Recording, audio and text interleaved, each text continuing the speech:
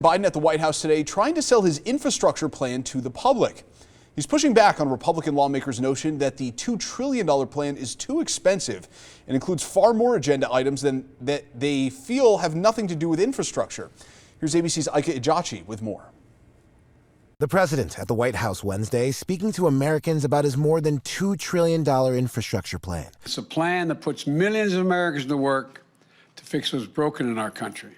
Mr. Biden redefining infrastructure, saying this once-in-a-generation investment is about a lot more than just roads and bridges. The idea of infrastructure has always evolved to meet the aspirations of the American people and their needs. And it's evolving again today. The president's plan calls for more than $300 billion for mass transit, roads, airports, and bridges.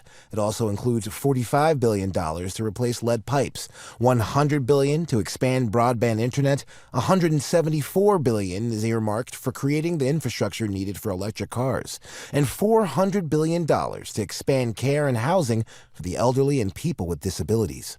To pay for it, the president is suggesting a corporate tax hike from 21 to 28% over the next 15 years, reversing a key component of the Trump administration's tax reform bill.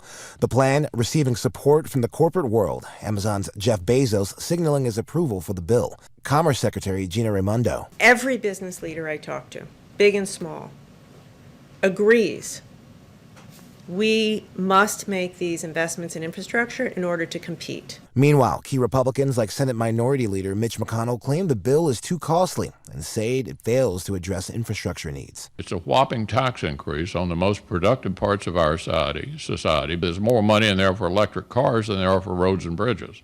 White House officials say they realize they'll have to make concessions in order for this bill to get passed, something White House Press Secretary Jen Psaki says President Biden is willing to do.